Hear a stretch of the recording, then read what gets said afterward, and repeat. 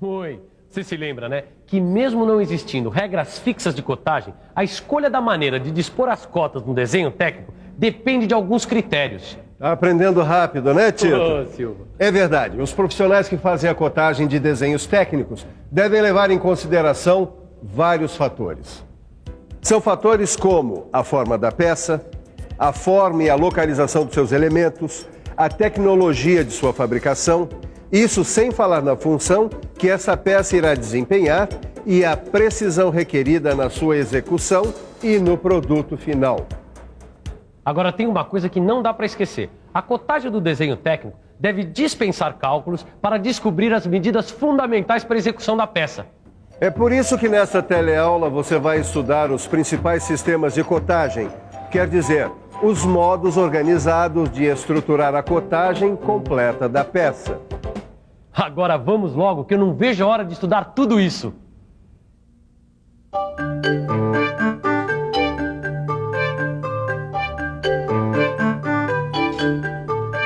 Oi, Miguel. Ângela, eu pensei que você não viesse mais. Eu não perco essa teleaula por nada. Aliás, você podia começar falando sobre a cotagem em cadeia. Tá bom. Dá uma olhada nessa perspectiva. E agora vamos ver como é que fica a vista frontal dessa peça cilíndrica, formada por várias partes com diâmetros diferentes. Nesse desenho, eu vou fazer uma cotagem em cadeia, cotando individualmente cada parte da peça. Esta aqui, por exemplo, mede 25 milímetros de comprimento. E agora eu coto cada uma das outras partes. Miguel, precisa falar que a cotagem da peça não está completa e que foram inscritas apenas as cotas que indicam o comprimento de cada parte da peça, para ilustrar a aplicação do sistema de cotagem em cadeia.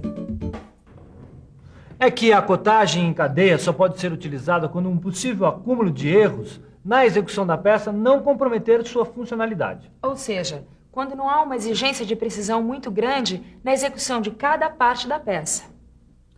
Mas, Ananias, e se a peça tiver que ser precisa como essa daqui, por exemplo? Bom, aí existem outros sistemas de cotagem. Para tornear essa peça, por exemplo, nós vamos seguir um desenho feito com cotagem por elemento de referência.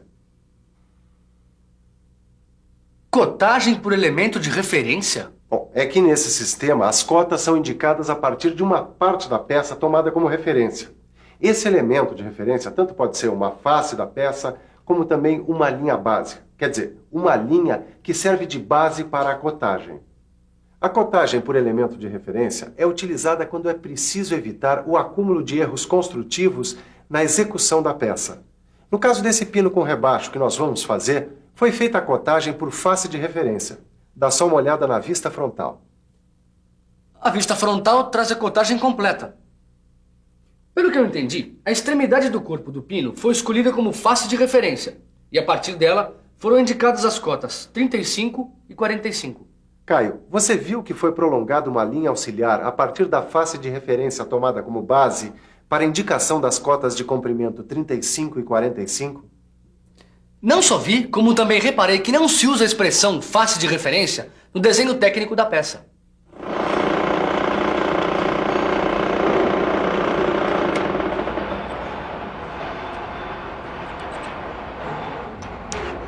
Pronto.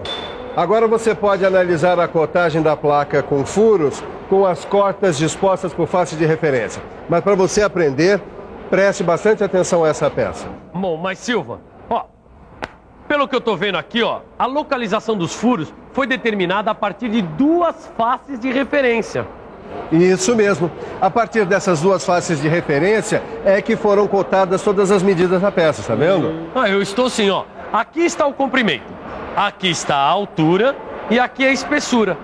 O diâmetro dos furos é 6 milímetros. Bom, deste lado estão as cotas indicadas a partir da face de referência superior. E aqui as cotas indicadas a partir da face de referência esquerda. Ótimo, garoto. Mas repare em algumas informações que completam a interpretação da cotagem. Veja a localização do furo da esquerda, fica determinada pelas cotas 10 e 20. A localização do furo central fica determinada pelas cotas 25 e 10. E a localização do furo da direita fica determinada pelas cotas 40 e 20. O tamanho do recorte é dado pelas cotas 50 e 15. E tem um detalhe, a cota 5, além de indicar a espessura da peça, indica também a largura do recorte e a profundidade dos furos passantes. Miguel, agora que o pessoal já entendeu a cotagem por face de referência, você podia falar da cotagem por linha básica. Como bem diz o nome na cotagem por linha básica, as medidas da peça são indicadas a partir das linhas. Mas precisa falar que essas linhas são de diferentes tipos, como as linhas de simetria, as linhas de centro de elementos ou qualquer outro tipo de linha que facilite a interpretação dos procedimentos construtivos da peça. Então vamos lá, eu tenho aqui um ótimo exemplo que vai facilitar o entendimento dessa cotagem. Repare nesta peça representada em perspectiva cotada. E veja ao lado que na vista frontal estão representadas apenas as cotas indicadas a partir da linha básica vertical, apontada na perspectiva. Essas cotas foram determinadas a partir da linha básica vertical, que não aparece escrita no desenho técnico. Neste desenho, há duas linhas básicas, uma vertical e outra horizontal.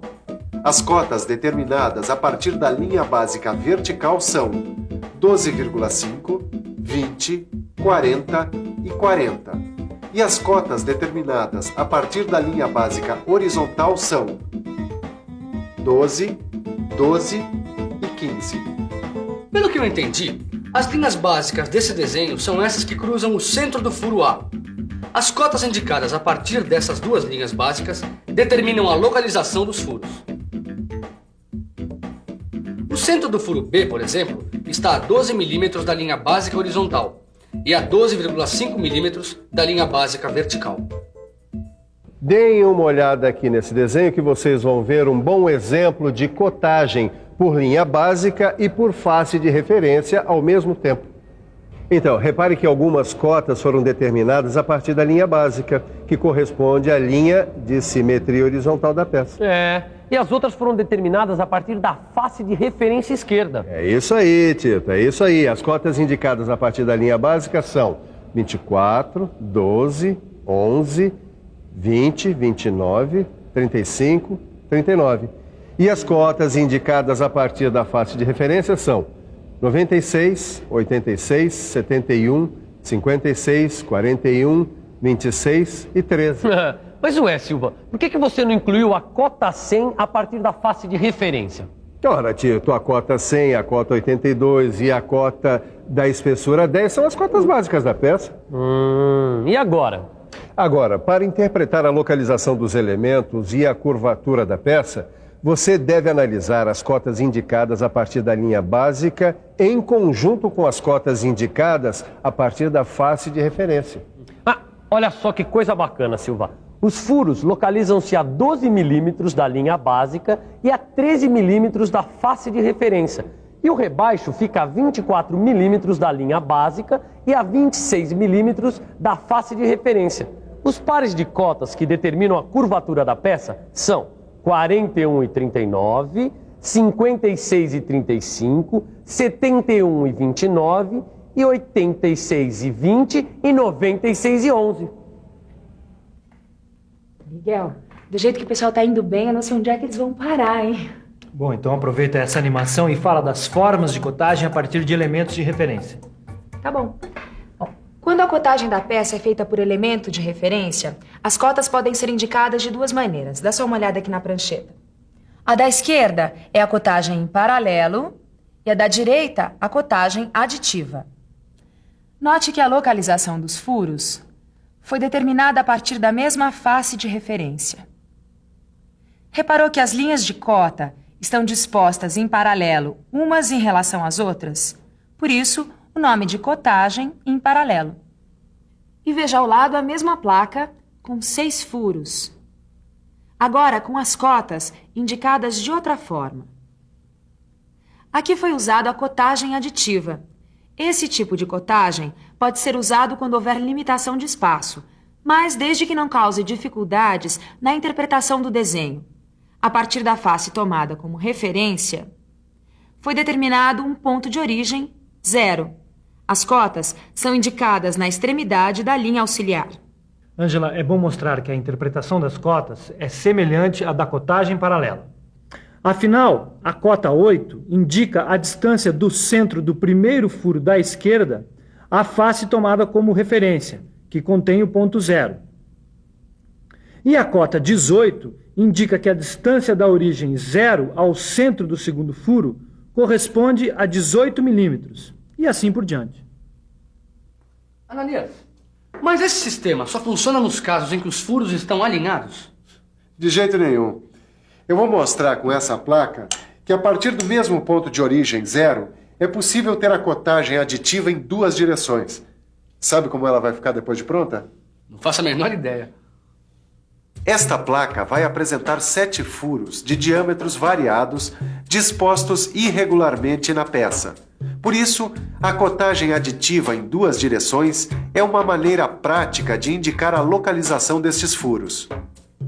Este desenho técnico mostra que o mesmo ponto 0 serve de origem para a indicação das cotas em duas direções. A localização de cada furo é determinada por um par de cotas. Por exemplo, a localização do furo que tem 6 milímetros de diâmetro fica definida pelas cotas 40 e 23. Isso quer dizer que o furo de 6 milímetros está a uma distância de 40 milímetros em relação ao ponto de origem, no sentido do comprimento da peça, e a 23 milímetros do mesmo ponto, no sentido da altura da peça. Mas essa não é a única forma de indicar a cotagem aditiva. Existe uma outra forma que consiste na cotagem por coordenadas. Mas Silva, qual que é a diferença? É que na cotagem por coordenadas, ao invés das cotas virem indicadas no desenho, elas são indicadas numa tabela próxima ao desenho.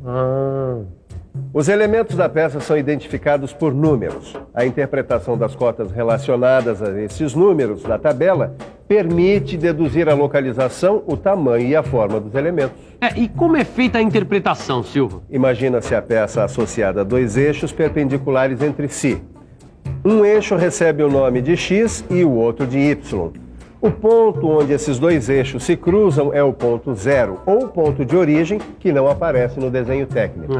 Eu acho que eu já entendi. A localização de cada elemento fica determinada por um par de cotas, indicadas na tabela. Uma das cotas indica a distância do elemento ao ponto de origem na direção do eixo X. A outra cota indica a distância do elemento ao ponto de origem na direção do eixo Y. E por último, vem o diâmetro do furo. Bom, Ângela, acho que o pessoal já está entendendo direitinho os sistemas de cotagem, não? Direitinho. Agora eu acho que você podia dizer como funciona a cotagem combinada. O que a Ângela está querendo que eu diga é que, dependendo das características da peça e do processo construtivo escolhido para executá-la, pode ser necessário o uso de mais de um sistema de cotagem ao mesmo tempo. Olha só. Na vista única que representa esta peça, foram utilizados dois sistemas de cotagem que você já conhece. O Miguel está querendo mostrar que foram usadas a cotagem por elemento de referência e a cotagem em cadeia. Isto porque esta peça é simétrica horizontal e verticalmente. Para determinar estas cotas, foi escolhida a linha de simetria horizontal como elemento de referência. E uma vez que a peça é simétrica em duas direções, basta cotar a quarta parte da peça. Bom, você sabe que cotas repetitivas podem ser representadas de forma simplificada. Por isso, em vez de escrever 8 vezes a cota 10 em cadeia, estas cotas foram indicadas desta maneira mais prática, onde 10 é o valor da cota, 8 é o número de vezes em que a cota é repetida e 80 é o comprimento total da peça. E aproveitando que para fazer a cotagem combinada você precisa dos outros sistemas de cotagem, que tal revisar essa teleaula? E atenção, se liga aí que é hora da revisão. Na teleaula de hoje, você aprendeu como funcionam os principais sistemas de cotagem. Acompanhou a cotagem em cadeia. Viu como é feita a cotagem por elemento de referência? E ficou sabendo que é possível utilizar a cotagem combinada. Bom, depois dessa revisão, o melhor sistema de aprendizado é a prática.